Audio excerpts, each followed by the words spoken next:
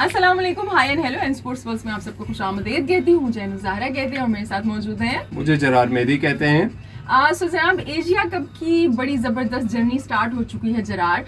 सो सबसे पहले तो आप ये बताइए कि जो इंडिया ने बड़ी डोमिनेटिव कल विक्ट्री हासिल की है यूएई के खिलाफ, मतलब बिल्कुल ऐसे था कि यूएई कहीं दिखी ही नहीं।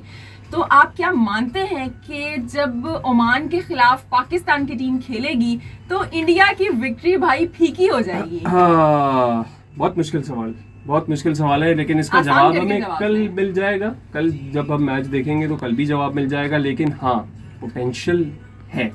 ट्राई सीरीज के बाद जिस तरह का 1 यूनिट बन के पाकिस्तान की टीम सामने आई है तो पोटेंशियल है, क्योंकि कहीं ना कहीं हमने जो अफगानिस्तान को ट्राई सीरीज का फाइनल हराया है, ऑलमोस्ट उतना ही मार्जिन, 75 रन का मार्जिन भी बड़ा मार्जिन है जिससे हमने उनको शिकस्त दी है और अच्छी खासी पकड़ हमारे बॉलर्स की रही है।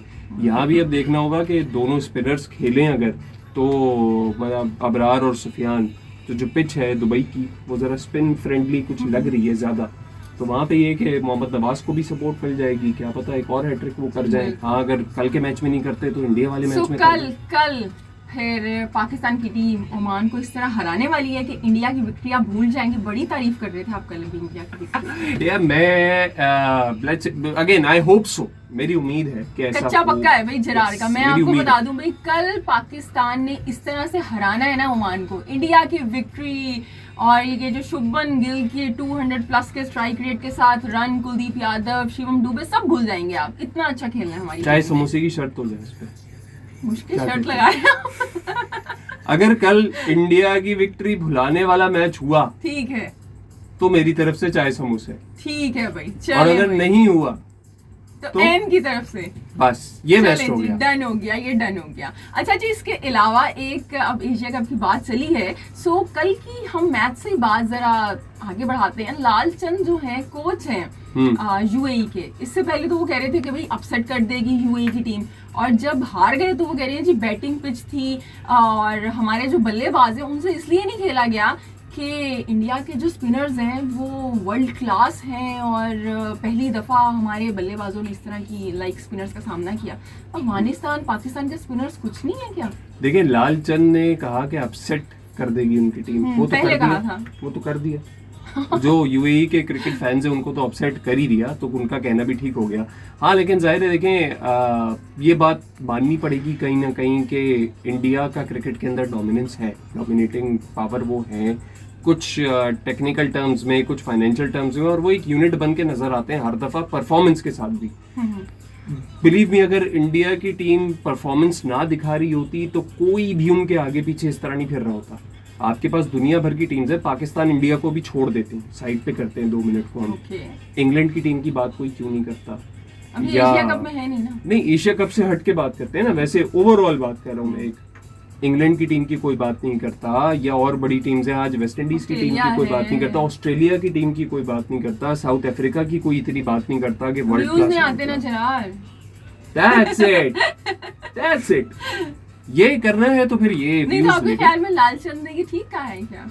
Yes, in ways yes. They have a world class bowling attack now as well, क्योंकि उनके पास भी पाकिस्तान की तरह स्पिनर तो इब्रार हैं, अफगानिस्तान के सबसे अच्छे स्पिनर्स हैं, यानी कि इंडिया के spinner no comparison at all, क्योंकि अभी सुफियान और अबरार का सफर बहुत लंबा है, एंड आई होप कि उनका सफर लंबा हो।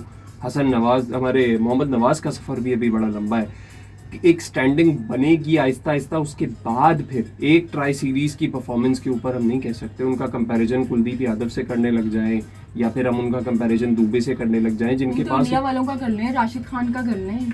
राशिद खान फिर एक कंपैरिजन है। राशिद खान को अगर मेरे ख्याल से यूएई के लालचंद से पूछा जाए तो वो कहेंगे हाँ, अफगानिस्तान का बॉलिंग अटैक भी है वर्ल्ड क्लास, उनसे सवाल नहीं हुआ ये वाला।